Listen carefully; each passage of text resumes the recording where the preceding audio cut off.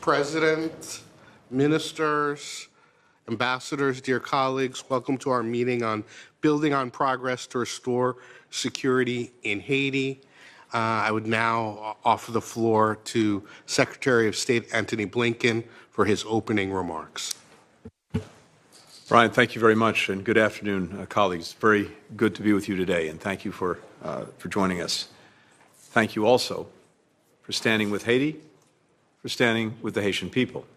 President LeBlanc, Prime Minister Antony, thank you very much for your own vision, your leadership, and your resolve on behalf of the Haitian people. And to our Kenyan friends in particular, thank you not only for working alongside us, but for working shoulder to shoulder with the Haitian people by taking charge of the multinational security support mission. We're glad that President Ruto could visit Port-au-Prince on his way to New York and see this critical partnership firsthand. And we especially appreciate his announcement that 600 more Kenyan police will deploy to Haiti in the coming weeks. When we gathered here last year, the situation in Haiti could not have been more urgent. But no matter how challenging this crisis, we knew that we could not afford to lose our hope or determination. We could not stand by and watch more kidnappings and killing, more sexual violence, more hunger, more suffering. So we came together to help our Haitian partners, friends, and neighbors in their hour of need. Thanks to the Haitian-led political transition the Caribbean community the United States helped facilitate in March, Haiti has a prime minister, transitional presidential council, and a cabinet. Last week, the government named 7 of the 9 members of the Provisional Electoral Council, a critical step toward free and fair elections. The Multinational Security Support Mission, authorized by the Security Council, is providing crucial support to the Haitian National Police as it establishes an essential foundation of security. Over 380 Kenyan personnel are on the ground in Haiti. In the past several weeks, the first CARICOM contingents arrived from Jamaica and Belize. We anticipate more personnel from Jamaica, as well as the Bahamas, deploying soon. We've seen dramatic increases in the number of vehicles and equipment for both the MSS and the police. I want to extend a special thanks to Jamaica for its leadership as the deputy commander of the mission. A number of other partners have also made important contributions, Canada in particular, as well as France, Spain, Turkey, and Italy. Already, the HNP and MSS are conducting increasingly sophisticated joint operations and patrols. These operations have strict measures in place to uphold human rights and ensure accountability for any transgressions. Greater security has enabled Haitians to slowly return to more normal daily routines. The airport is reopened for commercial flights. Police have retaken the main hospital, where Prime Minister Antony trained as a young doctor. Vendors back on the streets. Along Boulevard Toussaint Louverture, you can see people dancing to the Haitian compa on the radio. Earlier this month, I traveled to Port-au-Prince, as Ambassador Thomas Greenfield did earlier this summer. Immense challenges remain: ongoing violence and displacement, grinding poverty, political infighting. But I also witnessed the many positive forces that are in motion. Today, we have a chance to build on this foundation of security, to build on this progress, to build on a renewed sense of hope. The United States is committed to doing our part, both to address immediate needs and to invest in Haiti's long-term success. We remain the largest contributor of humanitarian aid, including $45 million in additional support that I announced while I was in Haiti. We've already delivered well over $300 million to support the multinational security support mission: armored vehicles, radios, night vision goggles, drones. Today, I can announce that we're committing an additional $160 million to support the Haitian National Police, invest in the community violence prevention, and lay the groundwork for Haiti's recovery and stability. I'm also announcing additional sanctions to promote accountability for those who seek to undermine Haiti's institutions and to terrorize its people. I'm here as well to underscore Haiti's call for more support for the MSS, to fund more personnel, more armored vehicles, more drones, more radios, more generators. Each of us must step up, and the time to do that is now. We also must renew the mission's mandate, which expires in a few short days. And we need to consider how to sustain this mission over the long term, to provide for the predictable funding and deployment of personnel in a way that has the continued support and trust of the Haitian people. When I met with the Kenyan commander, Otunga, the head of the multinational mission, he told me, and I quote, "We were deployed here to support our brothers in Haiti. We cannot wait. Neither should we. Haiti's security, its democracy, its future depend on the actions we take together, including the actions we take today." Thank you very much.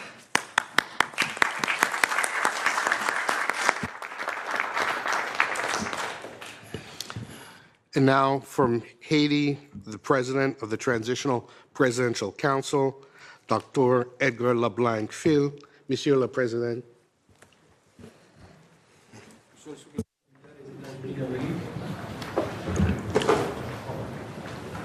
Madame l'ambassadeur Juma, conseiller en sécurité nationale du Kenya, Monsieur Brian Nichols, Monsieur le premier secrétaire du cabinet et ministre des Affaires étrangères du Kenya, and Minister of Foreign Affairs of Kenya, distingués représentants des pays distinguished amis d'Haïti, representatives of the countries chers that are friends of invités, Haiti, dear je suis guests, I am particulièrement particularly heureux de happy participer avec to vous à cette participate réunion cet with you in this après-midi. meeting this afternoon. Je vous remercie I thank you for the particular special attention that you bring to the situation in Haiti.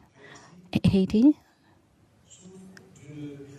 is undergoing a multidimensional crisis that is political, social, and particularly in matters of security. For the past 3 years, Haiti has been facing attacks from bandits, armed gangs who occupy 80% of the capital of Haiti, Port-au-Prince, and a good part of the Department of the West. Efforts have been made and progress made since April after the consensus found with the cooperation of the Caribbean community on March 11th.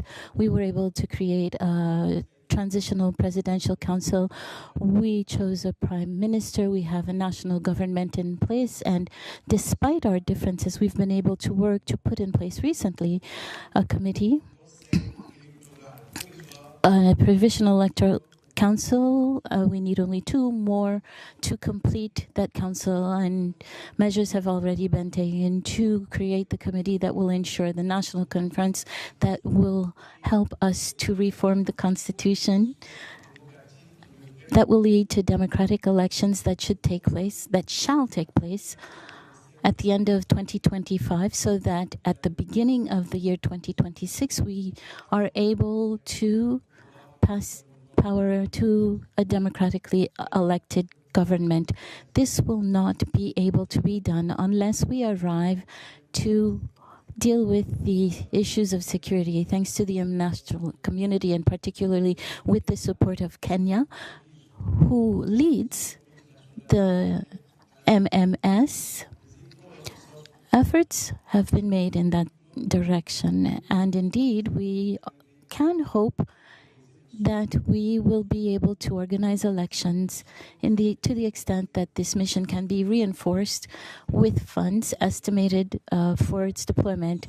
Right now, there are about 400 Kenyans and a Jamaican delegation, another coming from Belize to reinforce them. However, we need more equipment, and fortunately, thanks to the promises of President Ruto of Kenya, who visited Haiti this weekend, to increase the number of Kenyans to 300 next year and adding 300 more at the end of November. However, we need much more in terms of personnel and also equipment to be able to solve the security problems and allow elections to take place. We thank the U.S. government, who to date has greatly contributed to the Fund for Support of Security, but we expect contributions from our friends to allow us to solve problems of security and bring the country back to normal functioning in democracy through elections, as I said earlier, that will take place at the end of the next year. Thank you so much to you all. And after the discussion this afternoon, I hope that we will be able to bring much more details to allow you to better appreciate our situation. Thank you.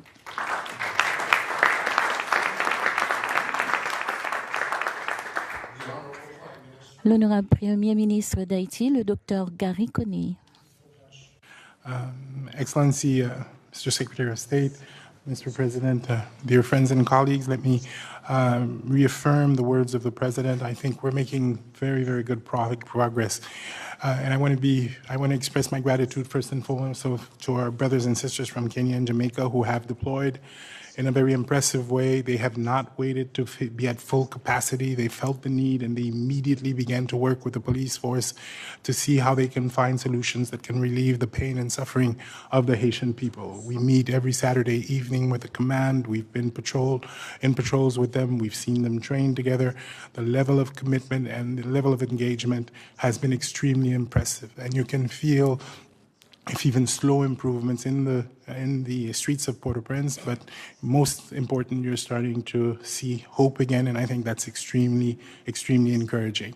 For the past 4 weeks, we have actually been engaging quite seriously, and we've learned quite a bit in terms of the level of resistance to expect, as well as what it would take to actually eventually restore the level of security that would allow for free and fair elections.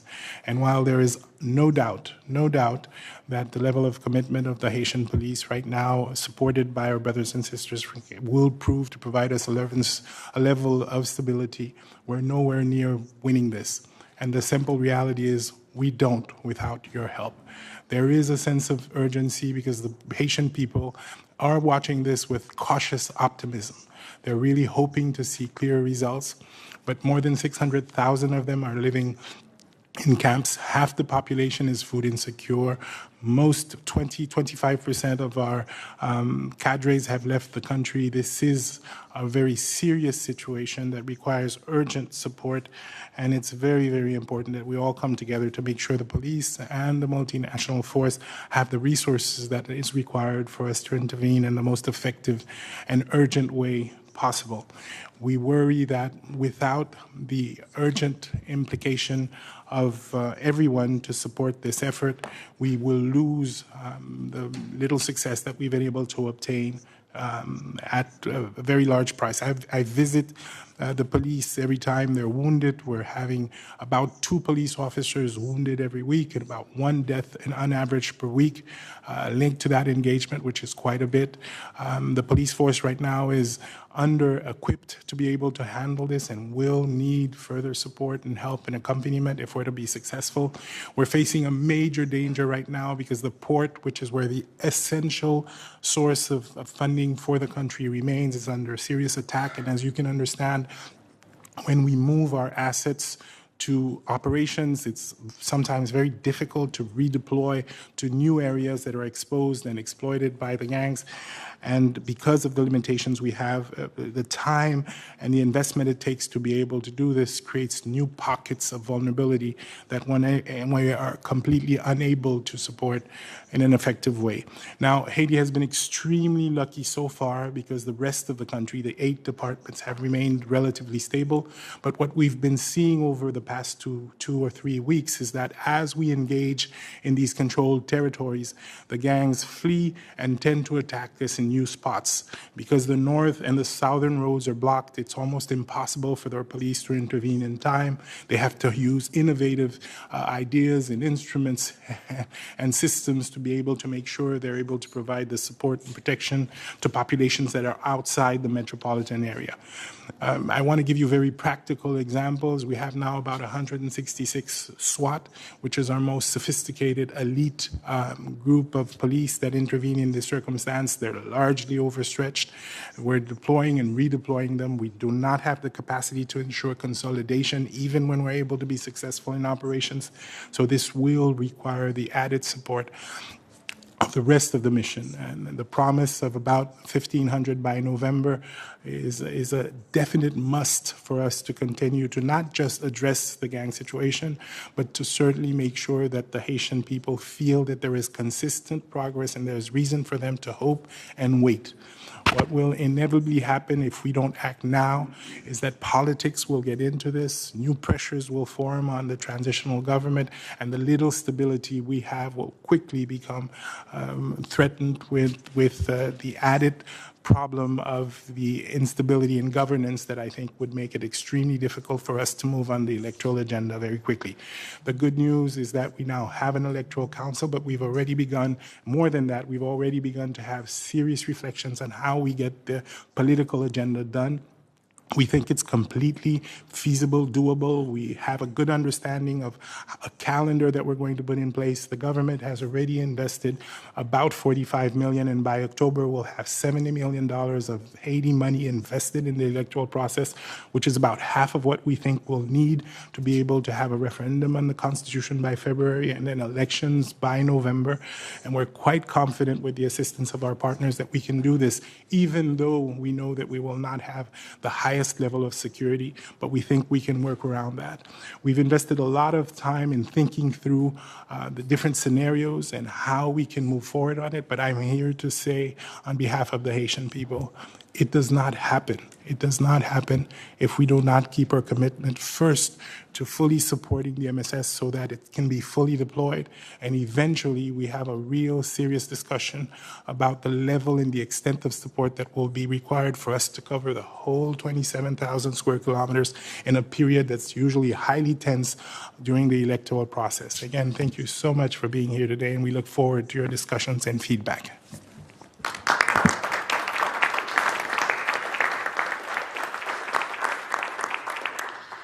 Representing the Government of Kenya, the Prime Cabinet Secretary and Cabinet Secretary for Foreign and Diaspora Affairs, Dr. Musalia Mudavadi.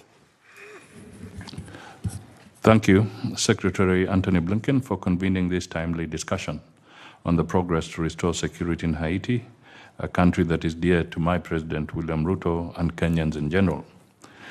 Ladies and gentlemen, the MSS mission is now a reality. The mission personnel now stands at 410 specially trained police officers, of whom 383 are from Kenya, 25 from Jamaica, and 2 from Belize. We are grateful to the United States, Canada, and other countries whose partnership and support have enabled us to where we are today. The past weekend, as you've heard, President Ruto made a visit to the Port-au-Prince to have a first-hand experience on the situation on the ground. He seized the opportunity to engage with the Haitian Presidential Council and interacted with the MSS mission personnel. The President left Haiti with renewed hope and optimism for 2 reasons. Firstly, the leadership and people of Haiti are resolute and united to break from the past and are ready to chart a new future for their country. And secondly, the deployment of the mission has started to pay off. Within its first 100 days of deployment, the mission, working in concert with the Haitian National Police, has made demonstrable progress, securing critical infrastructure, including the international airport and its surrounding, the National Hospital, and the seaport of Port-au-Prince. These developments are resulting in increased economic activities as well as a movement of people and essential goods and supplies. The joint patrols with the Haitian National Police in locations, the main city of Port, as well as downtown locations, have enhanced the protection of civilians. The mission is also assisting in clearing roadblocks and opening roads that are facilitating easier flow of humanitarian assistance. I am proud that the mission personnel continue to exhibit the highest standards of transparency and conduct. Not a single case of indiscipline has been reported thus far. The mission operations are guided by the key documents, including the concept of operations and status protection agreement, and in compliance with the UN human rights due diligence policy. Your Excellencies, the 410 gallant officers have clearly demonstrated that this is a mission possible. But there is also so much that 410 out of an envisaged 2,500 police officers can accomplish. We have an opportunity to increase and sustain the momentum created for the expeditious achievement of the desired end state. So we must do the following. First, we need to surge in the number of police personnel in the theater. We encourage all the countries that have pledged personnel to move with speed and join Kenya, Jamaica, and Belize, who have deployed. In Kenya, an additional 600 officers are at the tail end of their pre-deployment training. We will be ready to deploy 300 of them within a month. Second, we need a continuation of a robust mandate that responds to the gravity of the situation. As the life of the initial mandate of the mission comes to an end, we hope the Security Council will extend it for another period of 1 year to allow for its full deployment for the achievement of the mandate. The Council should also consider innovative ways for the UN to provide the necessary resources to sustain the gains made by the mission. Third, we need the requisite resource complement. The value of the mission can only be optimized by the availability of the necessary equipment, including air and maritime capabilities, which are currently lacking. We thank the donors who have made contributions to the UN Trust Fund, which has become the main funding stream for the mission. Unfortunately, the donations thus received cannot sustainably support even the 410 officers, not to mention the yet-to-be deployed personnel. It is our moral obligation as member states to contribute funds, equipment, and logistics for the MSS mission's success. Let us do this in solidarity with Haiti and its people. Before concluding, I must express our deep gratitude to the Haitian political leadership for the exemplary support without which the MSS mission would not have achieved much. I must also emphasize that while the MSS mission is a critical and innovative intervention, it is only part of the solution. Haiti's stability will only be accomplished through a multi-pronged approach that addresses the root causes of its challenges. The mission will therefore coordinate and work closely with BNUR and the UN County team and the Haitian government as they align efforts to achieve an improved security and political situation in the country. I reiterate our gratitude to all stakeholders in this worthy cause, from the personnel contributing countries to every donor, whether bilateral or through the UN Trust Fund. Thanks also to the Secretary General for establishing and operationalizing the MSS Mission Trust Fund, which has facilitated support for the various elements. Finally, I reaffirm Kenya's unwavering solidarity with our Haitian brothers and sisters and will support them as they work to restore security for social and economic prosperity. Thank you.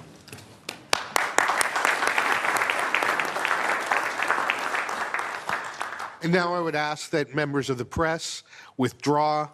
Thank you so much.